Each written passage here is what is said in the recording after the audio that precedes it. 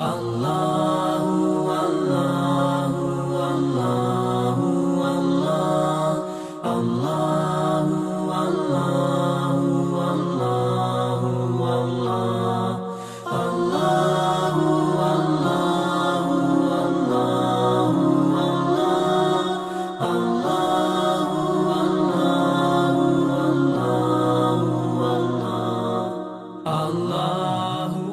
اعوذ بک من همزات الشیاطین واعوذ بک رب ان یحضرون بسم اللہ الرحمن الرحیم الحمد للہ وسلام علی عبادہ الذین اصطفى ولعنۃ الدائمۃ الباقیۃ علی اعدائہم اجمعین من الآن الی قیام یوم الدین.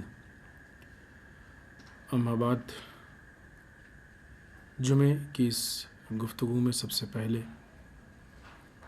تقوی الہی کے لیے اپنے نفس اور آپ سب کو دعوت دیتے ہوئے، اس لیے کہ تقوی یعنی اللہ کی طرف سے دیے ہوئے سسٹم پہ واقعی اور مکمل ایمان. اور جب انسان اس سسٹم پہ پوری طریقے سے ایمان حاصل کر لے گا تو پھر اس کو عمل کے لیے نہ سوچنا پڑے گا اور نہ ہی کوئی اس کو مشکل محسوس ہوگی. مثال کے طور پہ اگر انسان سے یہ کہا جائے کہ فلاں بزنس میں یا فلاں بزنس کرنے والے بزنس مین کے ساتھ اتنا سرمایہ لگا دو اور تمہیں اس کا ریٹرن اچھا ملے گا، انکم پروفٹ اچھا ہوگا. اگر یہ سرمایہ لگانے والا، پیسے لگانے والا، اس کو سامنے والے پہ یقین ہے کہ وہ بزنس میں فیل نہیں ہوتا ہے، جہاں بھی کام کرتا ہے پروفٹ ہوتا ہے، تو وہ خوشی خوشی اس کو پیسے دے دے گا اور بہت ہی امید کے ساتھ بیٹھا ہوگا. لیکن جس پہ انسان کو یقین نہیں ہوگا کہ پتہ نہیں بزنس چلے نہ چلے، پیسہ واپس آئے نہ آئے، پروفٹ ملے نہ ملے، خود اصل پیسہ بچے نہ بچے، کہیں ڈوب نہ جائے، کیا ہوگا کیسے ہوگا، تو وہاں پہ انسان پیسے دینے میں کترائے گا، تکلف محسوس کرے گا اور حتی الامکان بچنے کی کوشش کرے گا. یا تو بہت ہی مجبوری میں دے گا یا نہیں دے گا. اسی طریقے سے ہم لوگ بھی اپنی جو زندگی ہے، جو جسم ہے، نفس ہے، اگر ہمارا ایمان اللہ پہ پکا ہوگا تو اللہ اگر ہم سے جان بھی مانگے گا تو ہم دے دیں گے. یہی تو مثال ہے کہ جو ابھی کچھ دن پہلے ہم لوگوں نے عید الاضحیٰ کی یاد منائی ہے. جناب ابراہیم کو اللہ پہ اتنا اطمینان تھا کہ اپنے جوان بیٹے کے گلے پہ چھری رکھ دی کہ اللہ کی راہ میں جو چیز جاتی ہے وہ ضائع نہیں ہوتی. حتیٰ خود جناب ابراہیم کو جب نمرود نے اس بھڑکتی ہوئی آگ میں پھینکا تب بھی آپ کے چہرے پہ ہلکی سی شکن نہیں آئی، کیونکہ سب کچھ اللہ کی راہ میں ہو رہا تھا. لہٰذا اس میں کوئی نقصان نہیں ہوتا ہے، اس میں کوئی گھاٹا نہیں ہوتا ہے، اس میں کوئی کمی نہیں واقع ہوتی ہے. اس ابراہیمی قربانی کو یاد کر کے اب اگر ہم اللہ کی راہ میں اپنے مال، اپنے نفس کو بھی خرچ نہ کر پائیں تو پھر یہ حق ادا نہیں ہوا. یعنی اس کا مطلب کہ ہمارے یہاں توحید میں مشکل ہے. تو تقوی کی بہت بڑی بنیاد انسان کے ایمان پہ ہے. اگر انسان کا ایمان مضبوط ہے تو تقوی کے میدان میں وہ آگے سے آگے ہوگا، اور جتنا اس کا تقوی وسیع ہوگا، جتنا تقوی میں زیادہ ہوگا، اتنا ہی اللہ کے نزدیک صاحب عزت ہوگا. سورہ حجرات میں اس بات کا خداوند متعال نے اعلان کیا. آئیے اس کے بعد امیر بیان مولا متقیان حضرت علی ابن ابی طالب علیہ الصلاۃ والسلام کی گفتگو، جس پہ مسلسل بات چل رہی ہے کہ جب امام سے کسی نے واعظ و نصیحت کا سوال کیا تو آپ نے گفتگو کی اور اس میں 30 اخلاقی پوائنٹس بیان کیے، جن میں سے 7ویں پوائنٹ پہ آج ہم لوگوں کی گفتگو ہوگی. ابتدا میں کیا کہا؟ دیکھو خبردار ان لوگوں میں سے نہ ہو جانا. کن لوگوں میں سے نہ ہو جانا؟ پھر وہ ایک ایک کر کے بات چل رہی ہے. انشاءاللہ ہم لوگ کوشش کریں کہ ہر ہفتے جو ایک پوائنٹ سامنے آ رہا ہے اس پہ ہم لوگ عملی پریکٹس کریں تاکہ ہر ہفتے مولا کے بتائے ہوئے راستے پہ ایک قدم حد اقل آگے بڑھ سکیں. البتہ اس کا مطلب نہیں کہ صرف ایک ہی پہ نہیں، اگر زیادہ ہو تو اور اچھا ہے، لیکن حد اقل ایک کو تو ہفتے میں ہم لوگ اپنا سکتے ہیں، جو کہ نسبتاً بہت آسان ہے کہ ایک ہفتے میں ایک چیز کو اپنایا. ارشاد فرماتے ہیں مولا کی یحب الصالحین ولا یعمل عملہم، خبردار ان لوگوں میں سے مت ہو جانا کہ جو کہ یحب الصالحین، عمل صالح کرنے والے، اچھا عمل کرنے والے، اچھے کام کرنے والے، نیک کردار لوگوں سے، اچھے لوگوں سے محبت تو کرتے ہیں، ولا یعمل عملہم، لیکن ان سے محبت کے بعد ان کے عمل کو نہیں اپناتے، ان کی سیرت کو نہیں اپناتے، ان کے راستے پہ نہیں چلتے.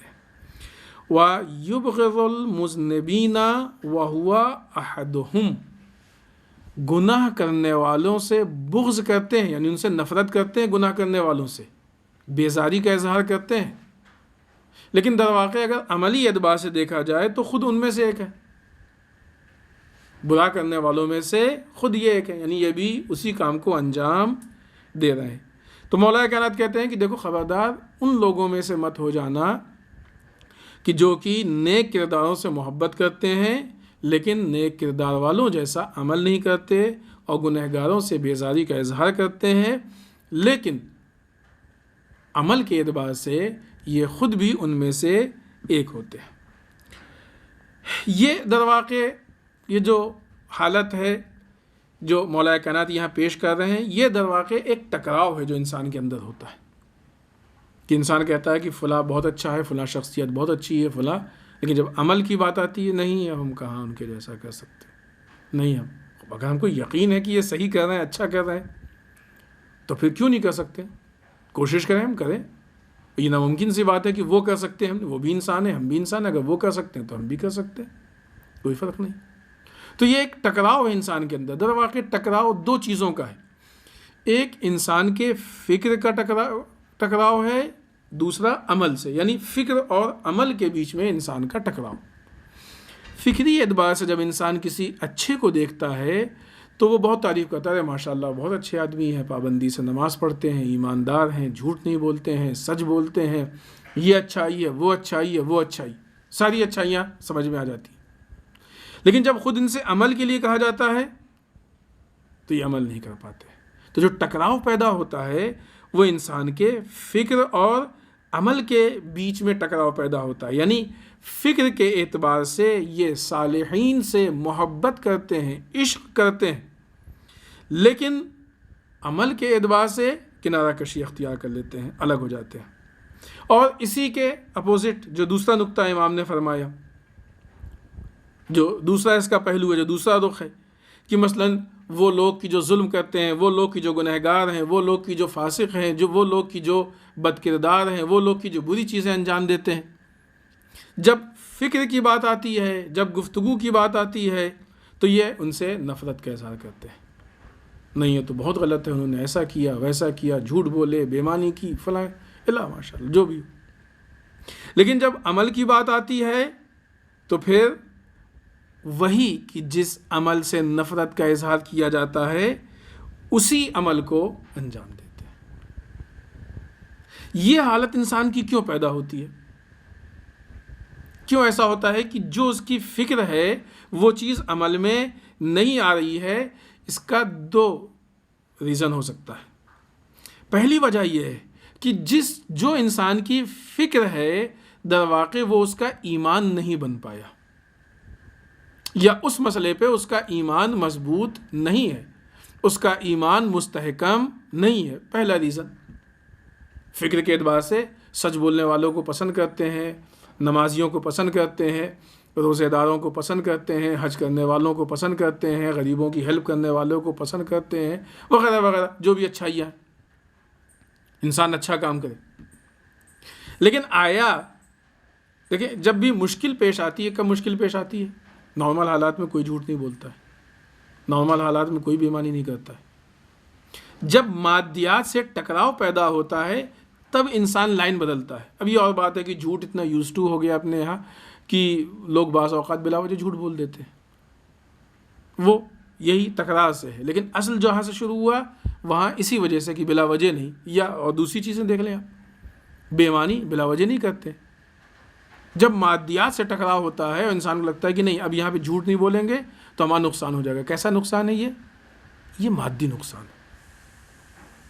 جب انسان اس گفتگو کو، اس گہرائی کو نہیں سمجھ پاتا ہے، اس مادی نقصان کو نہیں محسوس کر پاتا ہے کہ یہ نقصان در واقع ہے بھی کہ نہیں ہے، تو ایسی صورت میں پھر جھوٹ بول کے اپنی نجات کا راستہ ڈھونڈتا ہے، جبکہ اس کو شاید اس بات کا احساس نہیں ہے، یا ایمان کی کمی ہے یا علم کی کمی ہے کہ جھوٹ میں نجات نہیں ہے، نجات سچ میں. تو مشکل یہاں پیدا ہوتی ہے کہ انسان، اب یہ فکر مادی ہے تو اس لیے انسان جھوٹ بول دیتا ہے، دھوکہ دے دیتا ہے، یا پھر انسان کو یقین نہیں ہے کہ اللہ نے کہا ہے سچ بولو جھوٹ مت بولو، ابھی سچ بولیں گے تو نقصان ہوگا. اس کا مطلب کہ اللہ پہ بھروسہ نہیں ہے کہ اللہ کے بتائے ہوئے راستے پہ چلیں گے تو نقصان ہوگا، اور اللہ کے راستے کو چھوڑ کے شیطان کے راستے پہ چلیں گے تو فائدہ ہوگا. یہ کیسے ہو سکتا ہے؟ خوب یہی وہ منزل ہے کہ جہاں پہ ہمارا ایمان مضبوط نہیں ہے، جہاں پہ ہمارا ایمان کمزور ہے. جو ہماری فکر ہے اس فکر پہ ہمیں ایمان نہیں ہے. اس کا نتیجہ یہ ہوتا ہے کہ پھر نیک کردار لوگوں کی تعریف تو کرتے ہیں، بہت آسان ہے ایک جملے میں کہہ دینا کہ فلاں آدمی کبھی جھوٹ نہیں بولتا، اور فلاں آدمی کی نماز ہمیشہ اول وقت ہوتی ہے، اور نماز شب کا پابند ہے، اور یہ ہے اور وہ ہے، کسی کو دھوکہ نہیں دیتا. جتنی چیزیں آپ کہہ لیجئے، لیکن جب عملی مسائل پیش آتے ہیں اور ہر چیز ٹکراؤ پیدا کرتی ہے، وہاں پہ پھر انسان اس ٹکراؤ میں وہاں تک جاتا ہے جہاں تک اس کا ایمان مضبوط ہو. ایک پہلا ریزن. دوسرا ریزن اس مسئلے میں یہ ہو سکتا ہے کہ انسان کے اوپر خواہشات نفسانی اتنی غالب آ جاتی کہ پھر انسان ان نیک کردار لوگوں کی سیرت کو نہیں اپنا پاتا ہے، نیک کردار لوگوں کے راستے پہ نہیں چل پاتا ہے. اور پھر یہی خواہشات نفسانی والے مسئلے کو دیکھیں تو پلٹتی ہے بات اسی ایمان پہ. انسان اپنی خواہشات کو کب پورا کرتا ہے اس میں اور بعض دوسرے جنبے بھی پائے جاتے ہیں، لیکن اس کا ایک بہت بڑا پہلو اسی ایمان پہ، یعنی جڑ، بنیاد، بیس وہ مضبوط نہیں ہوتا ہے، تب انسان گناہ کی طرف جاتا ہے، تب انسان خرابیوں کی طرف جاتا ہے، تب انسان غلطیوں کی طرف جاتا ہے. اور یہ مسئلہ بہت زیادہ ہمارے یہاں پیش آتا ہے اس جہت سے کہ ہم تعریف کرتے ہیں اہل بیت کی. کیا کہنا اہل بیت کی، یہ سیرت، اہل بیت کی وہ سیرت، بیان جو ہوتی ہے وہ سیرت وہ الگ،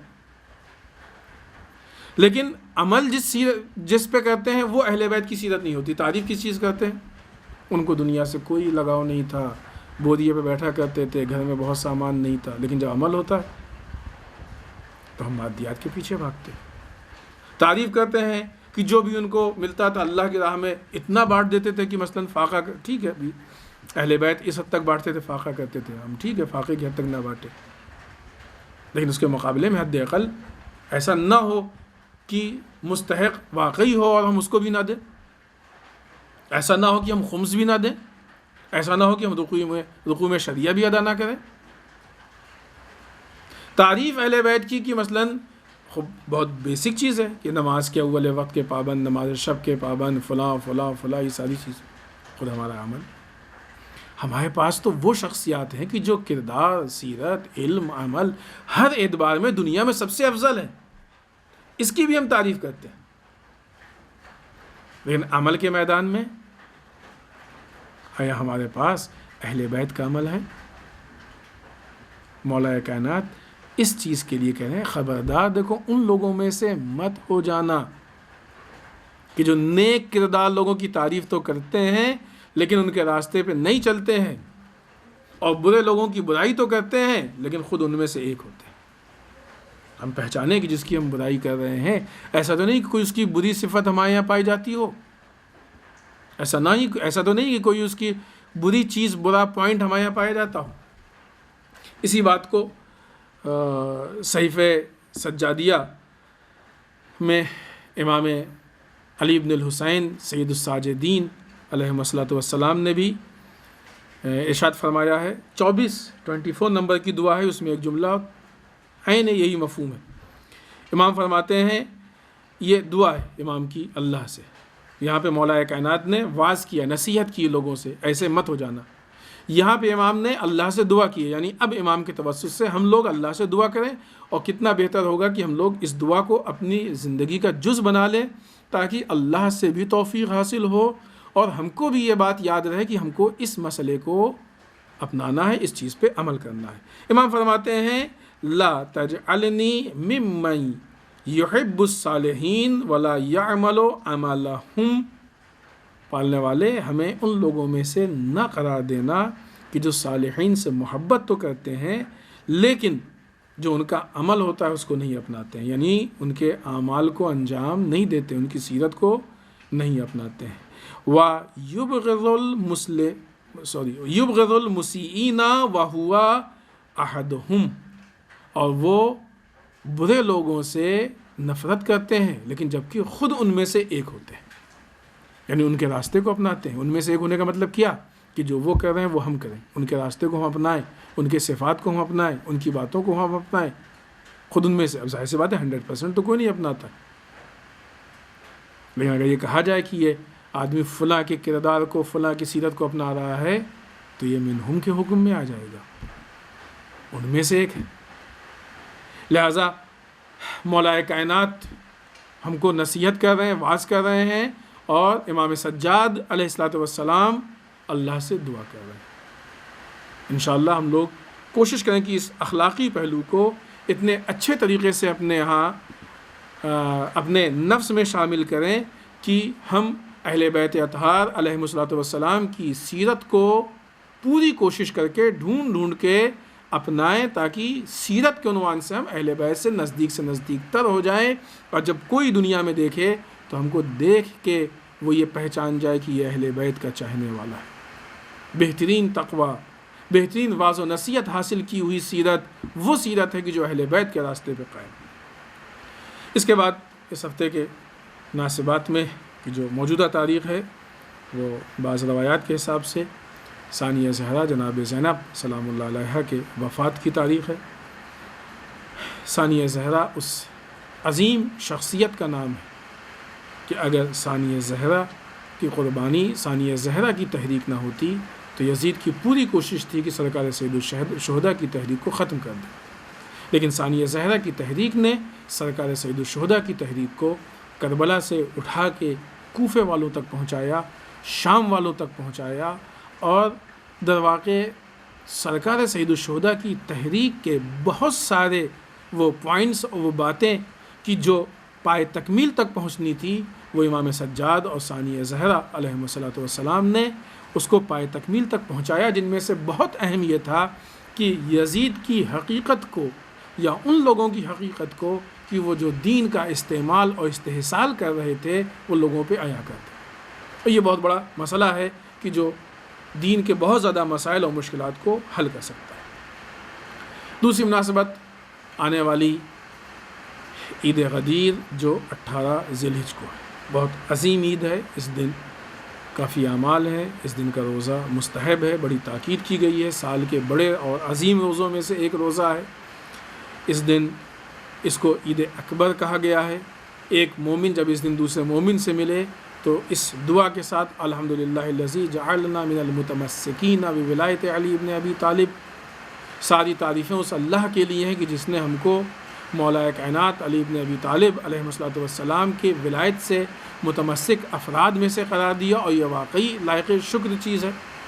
غسل مستحب ہے اس دن، مولا کائنات حضرت امیر المومنین علیہ الصلوۃ والسلام کی زیارت مستحب ہے۔ انشاءاللہ اللہ توفیق دے کہ ہم ان سارے اعمال کے ساتھ اس نظام ولایت کو اپنائیں کہ جس تک پہنچانے کے لیے ساری چیزیں، اور اس نظام ولایت کو کہ جس کے لیے یہ واقعہ وجود میں آیا، اور وہ نظام ولایت کی جو ہم کو ہماری کامیابی تک، ہماری فلاح و بہبود تک، جو وہ نظام ولایت جو ہم کو اللہ کی قربت تک پہنچاتا ہے، اس نظام ولایت کو ہم ایسا اپنا لیں کہ ہم دنیا میں بھی کامیاب ہوں اور آخرت میں بھی کامیاب ہوں۔ نظام ولایت کو اپنانے کا مطلب یہی ہے کہ ہمارے نفس پہ ہم سے زیادہ اللہ کا کنٹرول ہے. ہمارے نفس اور واقع ہے بھی ایسا، کیونکہ اگر ہم اللہ کی مرضی کے خلاف کرتے ہیں تو سرپیچی کرتے ہیں، حکم کی مخالفت کرتے ہیں. ہمارے نفس پہ ہم سے زیادہ رسول کا حق ہو، رسول کو اختیار ہو. ہمارے نفس پہ ہم سے زیادہ ہمارے مولا علی بن ابی طالب اور بقیہ ائمہ اطہار علیہم السلام کو اختیار ہو.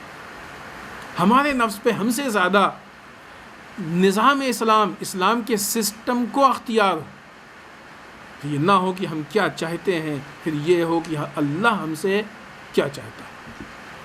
انشاءاللہ یہ عمل اس غدیر کی برکتوں کو حاصل کرنے کے لیے ہمارے لیے بہت معین و مددگار ثابت ہوگا.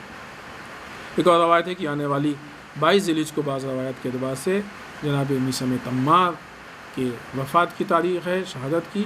اللہ ہم سب کو توفیق دے کہ ہمارے اندر وہ جناب میثم کا جذبہ اور وہ عشق اہل بیت پیدا ہو کہ جو عمل میں بھی ہو اور زبان پہ بھی. اس کے بعد ایک جو بہت اہم موضوع ہے جس پہ باقاعدہ گفتگو چل رہی ہے اور بہرحال حل کی بھی کوشش ہے. بامبے میں بھی بہت سارے لوگ انتظامیہ سے گفتگو کر رہے ہیں ایام عزا سے متعلق کہ کس طریقے سے ہم لوگ ایام عزا میں عزاداری کو برپا کر سکیں اور عزاداری کو منا سکیں. اس مسئلے میں ہمارے مراجع کے بیانیے بھی آئے ہوئے ہیں. ہم بہت ہی اختصار کے ساتھ اس کا مفہوم آپ کی خدمت میں عرض کرتے ہیں کہ سب سے پہلے رہبر معظم آقا خامنائی کے بیانیے کا خلاصہ اور بیچ کا حصہ کہ رہبر معظم فرماتے ہیں کہ بالآخر کسی نہ کسی شکل میں عزاداری انجام پائے گی، لیکن رہبر کہتے ہیں کہ ہم اس بات کی تاکید کرتے ہیں کہ عزاداری میں چونکہ ایران میں ایک کمیٹی ہے کہ جو یہ کورونا سے متعلق میڈیکل اعتبار سے طے کرتی ہے کہ لوگوں کو کیا کرنا چاہیے، کیا نہ کرنا چاہیے، کیسے اپنے کو بچا سکتے ہیں، کس طریقے سے اس کے لیے کیا حفاظت کے انتظامات ہوں، کیسے کہاں پہ کیا ہو.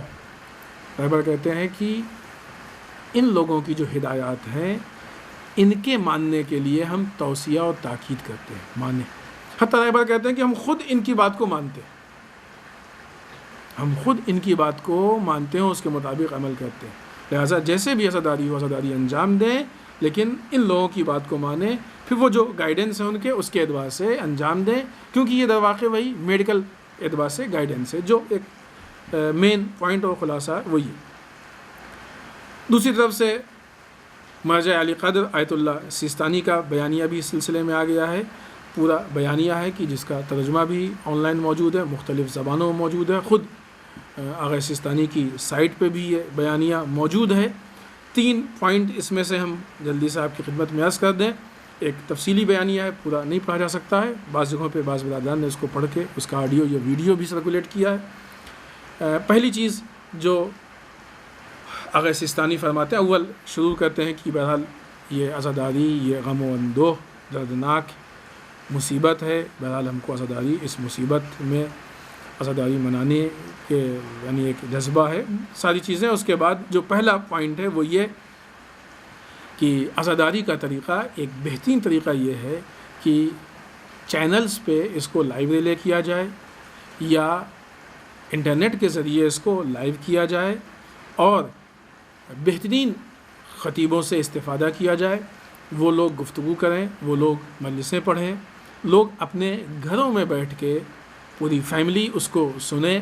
نوحہ خان یا جو بھی اس طرح سے سرکار سید الشہداء ان کے اصحاب و انصار کا ذکر کرتے ہیں، ان کے نوحے اور مرثیے ان چیزوں کو ذکر وہاں سے لائیو ریلے کیا جائے اور لوگ اپنے گھروں پہ اس سے استفادہ کریں. ایک دوسرا پوائنٹ جو وہ کہتے ہیں وہ یہ کہ ہر گھر میں ایک معین وقت پہ گھر والے جو گھر کے افراد ہیں وہ مجلس کو منعقد کریں. وہ لوگ یہ کہ وہ لائیو سن رہے ہیں، چاہے وہ آن لائن سن رہے ہوں، چاہے وہ چینلز پہ سن رہے ہیں، وہ ٹھیک ہے اپنی جگہ پہ، لیکن خود اپنے گھر میں بھی مجلسوں کو منعقد کیا جائے. اس کے علاوہ یہ خود ایک عزاداری کی شکل ہے کہ جس کو ہمارے یہاں ہونا ہمارے لیے مفید ہے. اگر مجالس برپا ہوتی ہیں تو ان مجالس کے برپا ہونے میں جو میڈیکل گائیڈ لائنز ہیں دقت کے ساتھ اس کی رعایت کی جائے. مطلب یہ ہے کہ سوشل ڈسٹینس جو ہے وہ رکھا جائے، یا اس کے علاوہ ماسک کے لیے جو کہا گیا ہے ماسک سے استفادہ کیا جائے، یا مثلاً اس کے علاوہ جو دوسرے اس سے متعلق گائیڈ لائن ہیں ان پہ عمل کیا جائے، یا مثلاً اگر میڈیکل ڈپارٹمنٹ کہتا ہے کہ اتنے سے زیادہ لوگ نہ جمع ہوں تو اس کی بھی رعایت کی جائے. ان ساری چیزوں کی رعایت کے ساتھ اگر کوئی انسان کرنا چاہتا ہے تو مجلسیں کر سکتا ہے، لیکن اگر مجلس کر رہا ہے تو ان چیزوں کی رعایت کرے. اور اس طرح سے بعض باتیں ہیں کہ جو مرجع علی قدر آغا سستانی نے ایام اعزا کے سلسلے میں ہم کو توصیہ کیا ہے، نصیحت کی ہے کہ جس پہ عمل کرنا خود معاشرے اور جامعے کے لیے مفید ہے. یہ بیانیہ آپ کا 9 ذی الحجہ کا ہے. ہم آپ سے امید رکھتے ہیں کہ انشاءاللہ آپ پورے بیانیے کو پڑھیں گے تاکہ یہ معلوم ہو سکے کہ ایک عظیم شخصیت مرجع علی قدر آغا سستانی اس مسئلے میں ہم کو کیا توصیہ کرتے ہیں. اسی کے ساتھ ساتھ اس بات کی خبر ہوگی خود کربلا میں بھی زائرین پہ پابندی لگا دی گئی ہے. ابھی جو اس سے پہلے تھی پابندی اس کو بڑھا کے پہلے عشرے کے آخر تک یعنی عاشورے تک کر دی گئی ہے. نجف اشرف میں بھی جب تک دوسری کوئی اطلاع نہیں آتی تب تک زائرین کے لیے منع کر دیا گیا کہ تشریف نہ لائیں، تاکہ سب لوگ مل کے اس بیماری کو ختم کرنے میں ایک دوسرے کے لیے مددگار ثابت ہوں. اس سے پہلے بھی ہم نے یہ بات عرض کی تھی کہ یہ بیماری جتنا میڈیا اس سے ڈرا رہا ہے اتنی ڈرنے کی ضرورت نہیں ہے، لیکن احتیاط کی بے انتہا ضرورت ہے، بے انتہا احتیاط کی ضرورت ہے، اس لیے کہ بہرحال یہ مسئلہ روز بروز سنگین سے سنگین تر ہوتا جا رہا ہے. گزشتہ دنوں میں ایک بہت بڑا حادثہ پیش آیا جو بیروت میں ایک بہت بڑا بلاسٹ ہوا ہے. ہزاروں لوگ زخمی ہو گئے ہیں، تقریباً 100 کے آس پاس، اب تک تعداد شاید بڑھ گئی ہوگی کہ اس سے زیادہ لوگ انتقال ہو گیا ہے.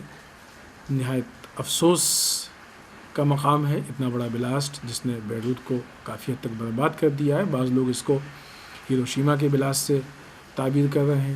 اتنی بڑی تعداد میں لوگوں کا زخمی ہو جانا، لوگوں کا مر جانا، جو لوگ زخمی ہوئے ہیں ان کے ساتھ ہم ہمدردی کا اظہار کرتے ہیں. جو لوگ اس میں جن کا انتقال ہو گیا ہے، اس دنیا سے رخصت ہو گئے ہیں، ان کے پسماندگان جو فیملی ہے ان کو ہم تسلیت و تعزیت عرض کرتے ہیں، اور اللہ سے دعا ہے کہ جو زخمی ہیں ان کو جلد از جلد شفا عطا ہو تاکہ وہ اپنے روٹین پہ واپس آ سکیں. خود ہمارے ملک کے متعلق، ہندوستان سے متعلق روز بروز حالت تشویشناک ہوتی جا رہی ہے. ہندوستان سے متعلق جب گفتگو کرنا چاہتے ہیں تو اتنی زیادہ باتیں ہوتی ہیں کہ سمجھ میں نہیں آتا کہ کس بات کو پیش کیا جائے اور کس کو چھوڑا جائے، کیونکہ آئے دن ایک نہ ایک نیا ایشو سامنے آ رہا ہے. چائنا کا مسئلہ ٹھیک ہے کہ 1-2 ہفتے ذکر نہیں ہو پایا، لیکن وہ مسئلہ ختم نہیں ہوا ہے، وہ مسئلہ بڑھتا جا رہا ہے. لیکن دوسری طرف سے ہماری حکومت کا کوئی بہت ہی مناسب اور معقول رد عمل اس میں نہیں دکھ رہا ہے. خود چائنا اپنی حرکتیں مختلف شکل میں، نیوز میں آپ لوگ دیکھ رہے ہوں گے کہ مختلف شکل میں چائنا اپنی حرکتیں کر رہا ہے، اور مگر ہماری طرف سے کوئی سخت رویہ نہیں اپنایا جا رہا ہے.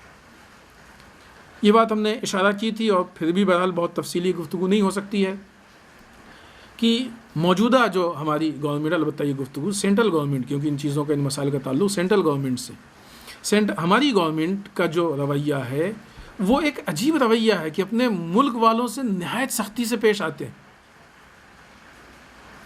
اس کی بہت مثالیں ہیں،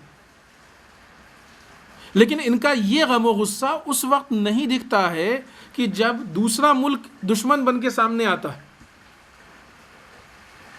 اس وقت یہ رویہ، حتیٰ وہ لوگ کی جو ان کی فکر کے ہیں اور اپنے ہی ملک میں گھوم گھوم کے کبھی دنگا کرتے ہیں، کبھی فساد کرتے ہیں، کبھی کسی کو پکڑ کے مار دیتے ہیں، کبھی آبروریزی کرتے ہیں، اگر اتنا ہی ان کے اندر غم و غصہ ہے، اتنا ان کا خون کھول رہا ہے، تو انہی کو آپ آرڈر پہ بھیج دیجئے، جا کے ان کو کم سے کم ماریں، ان سے مقابلہ کریں کہ جن سے مقابلہ کرنے کا حق ہے. اپنے اندر بیٹھے بیٹھے اتنا ہنگامہ مچا رہے ہیں، اتنا آپ جو ہے وہ ملک کے اندر اگر اس کاموں کو کیا جائے تو اس کو آتنکواد کہتے ہیں، اس کو دہشت گردی کہتے ہیں.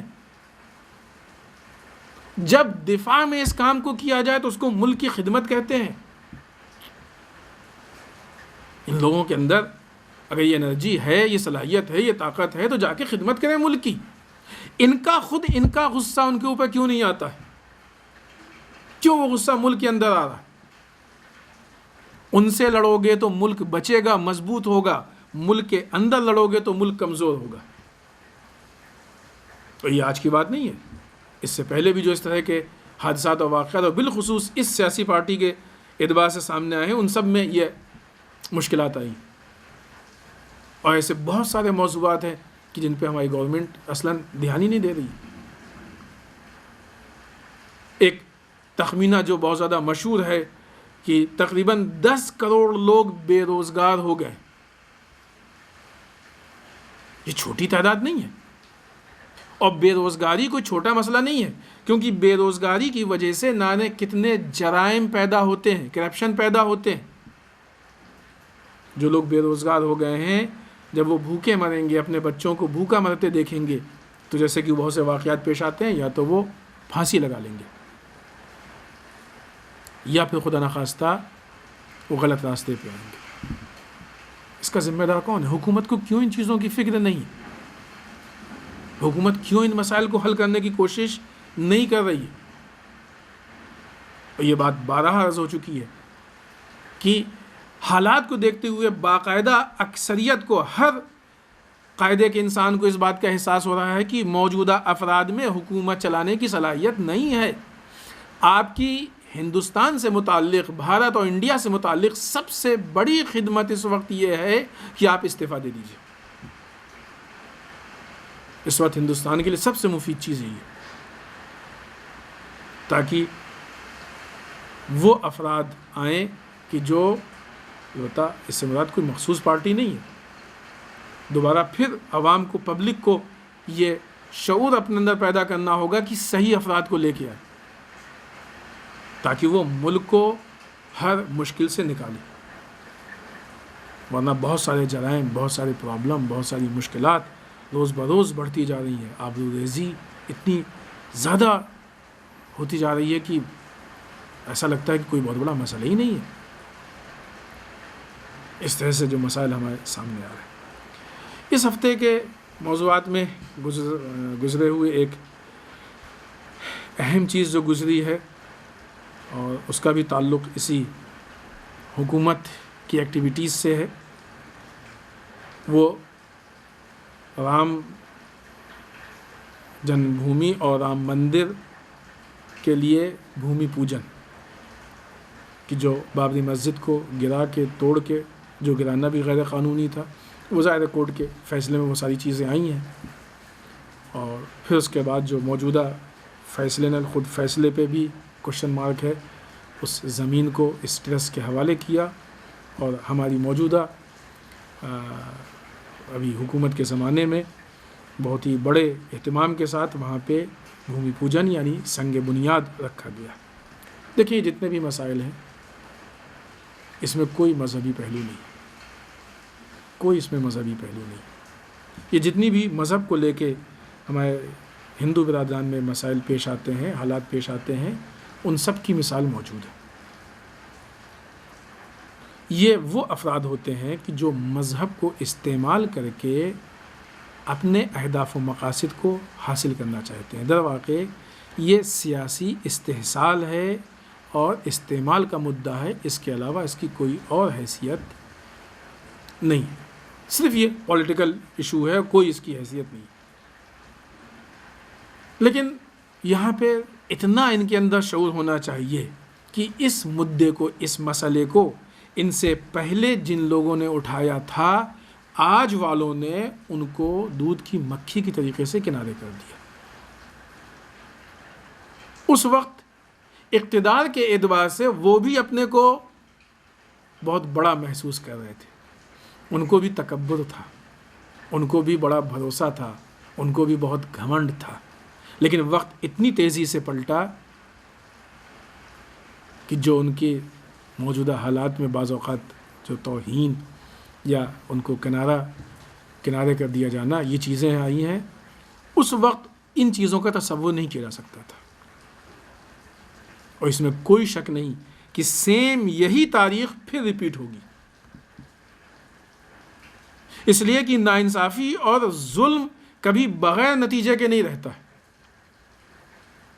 یہ تاریخ پھر دہرائے گی اپنے آپ کو، اور ان لوگوں کے ساتھ یہ ان کے حالات ان کے لیے عبرت ہیں، لیکن یہ اتنے غافل ہیں کہ اس عبرت سے فائدہ نہیں اٹھا پا رہے ہیں۔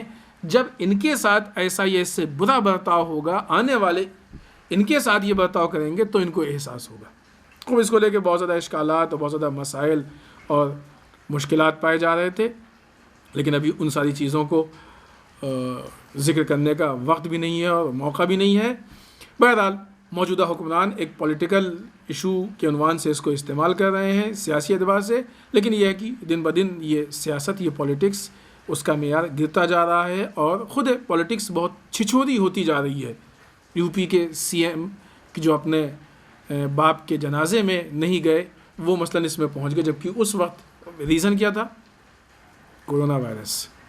اس وقت کیس آج کی بنسبت بہت کم تھے، آج کیس کہیں زیادہ ہے، تو وہ ریزن اگر تھا تو ریزن اور مضبوط ہو گیا۔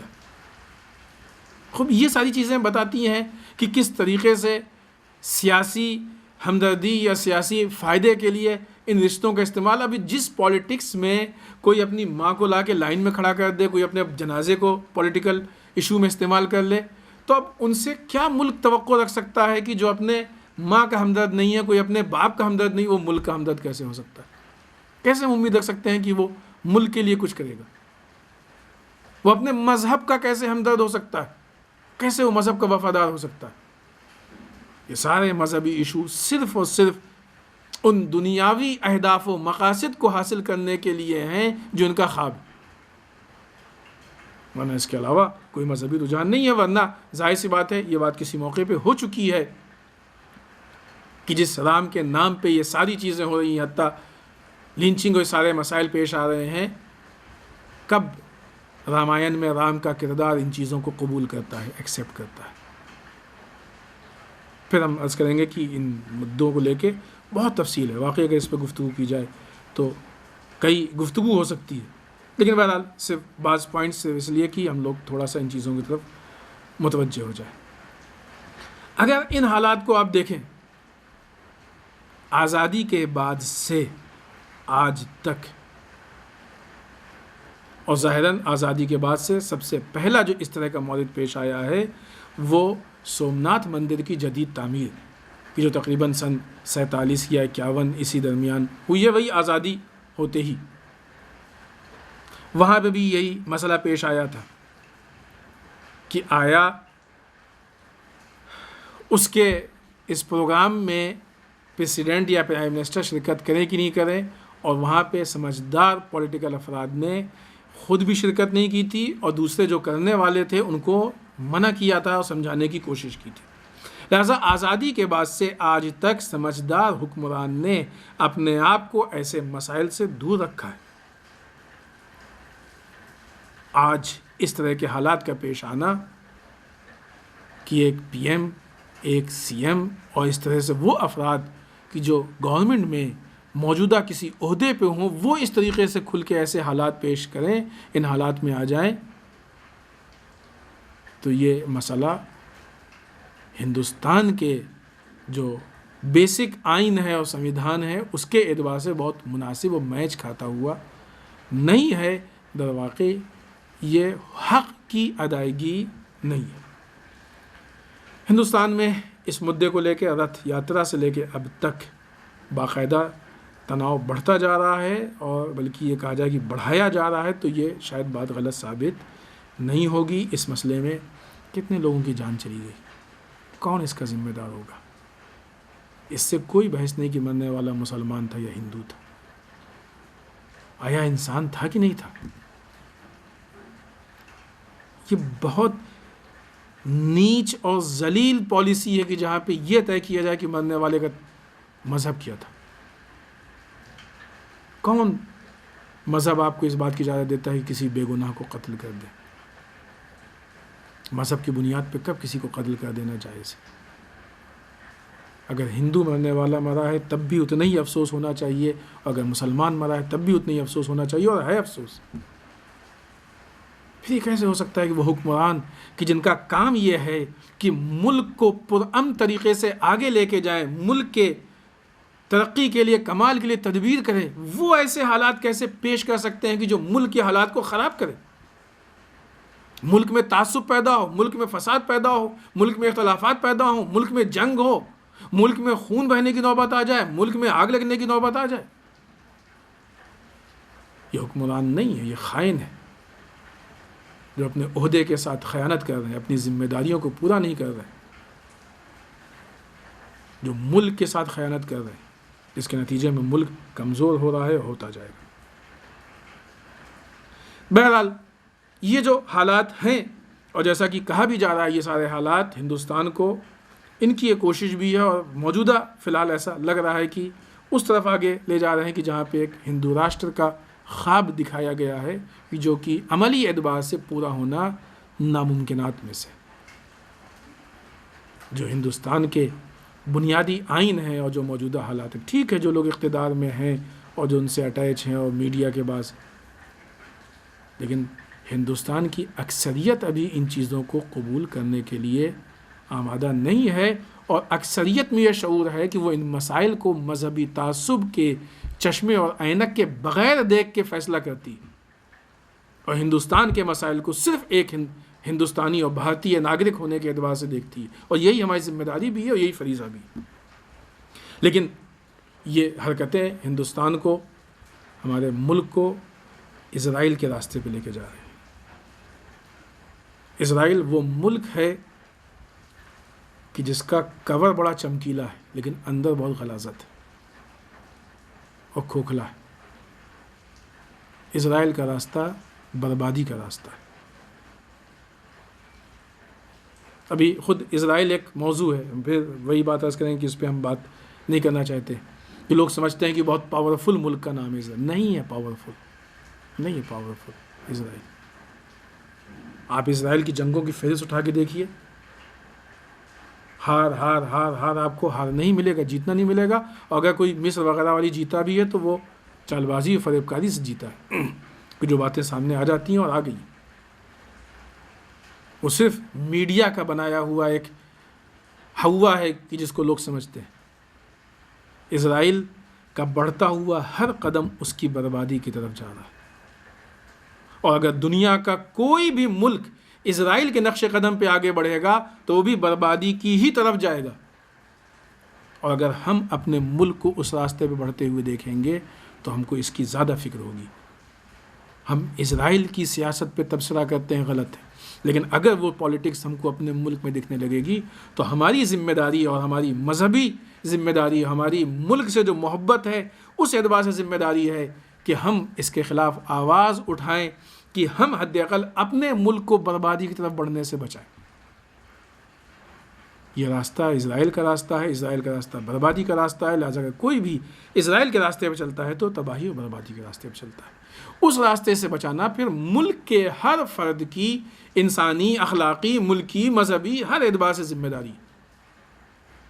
لہٰذا پھر یہاں پہ کثرت کے ساتھ لوگوں کو چاہیے کہ جو افراد ملک کو سنبھال نہیں پا رہے ہیں، بربادی کی طرف لے کے جا رہے ہیں، ان سے شدت کے ساتھ استعفے کا سوال کریں تاکہ ملک کو بچایا جا سکے۔ ایک آخری پہلو کی جس پہ بہت زیادہ وقت نہیں بچا، لیکن صرف اشارے کے ساتھ بات کو ہم ختم کر دیں کہ ہمارا ملک ایجوکیشن کے اعتبار سے کچھ تبدیلیاں پیدا کرنا چاہتا ہے۔ ماہرین کی نظر یہ ہے کہ یہ جو تبدیلیاں ہیں یہ بہت زیادہ مفید ثابت نہیں ہوں گی۔ کاش وقت ہوتا تو ہم مزید اس پہ، اور پھر مسئلہ وہیں پلٹ کے جاتا ہے کہ جب سے یہ ہماری حکومت آئی ہے، اس سے ان لوگوں کو تو بہت سپورٹ ملا، یعنی آپ دیکھیں نا کہ وہ جرائم بڑھے، لنچنگ بڑھی، قتل بڑھا، پکڑ کے لوگوں کو پیٹ دینا بڑھا، عورتوں کی آبروریزی بڑھی، بہت سی چیزیں بڑھی، لیکن دوسری طرف سے ایجوکیشن بڑھتی ہوئی نہیں دکھائی دی، اور نہیں کہ نہیں بڑھتی ہوئی دکھائی دی۔ کبھی اسٹوڈنٹس پہ حملہ ہو گیا، کبھی فیس اتنی بڑھ گئی کہ مسائل پیدا ہو گئے، کبھی کچھ ہو گیا، کبھی کچھ مسائل، اور یہ حملے والے ایک آدھ دو واقعات، اور ابھی تو وہ جو نیا پیٹرن آ رہا ہے وہ ایک الگ مشکل کے اعتبار سے آ رہا ہے۔ ماہرین کا ایسا ماننا ہے کہ وہ ایک روشن مستقبل لے کے نہیں آ رہا ہے۔ لہٰذا جو تبدیلیاں ہو رہی ہیں، اور بہرحال پھر وہی کی اگر تبصرہ کیا جائے تو جن لوگوں نے وہ بنایا تھا پیٹرن جو بھی ہمارے پاس ہے، ان کی علمی صلاحیت، ان کا تجربہ دیکھا جائے، اور جو لوگ اس میں تبدیلی پیدا کرنا چاہتے ہیں ان کے علمی معیار کو دیکھا جائے، خود یہی چیز فیصلے کے لیے کم نہیں ہے کہ آیا ان افراد کے اندر یہ صلاحیت پائی جاتی ہے کہ وہ کوئی سسٹم یا پیٹرن بنا سکے۔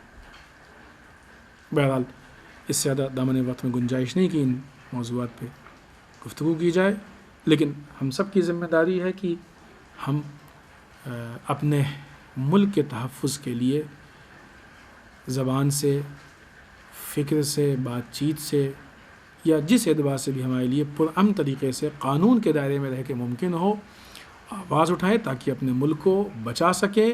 یہ ہماری مذہبی اور ملکی دونوں ذمہ داری ہے۔ والسلام علیکم ورحمۃ اللہ وبرکاتہ۔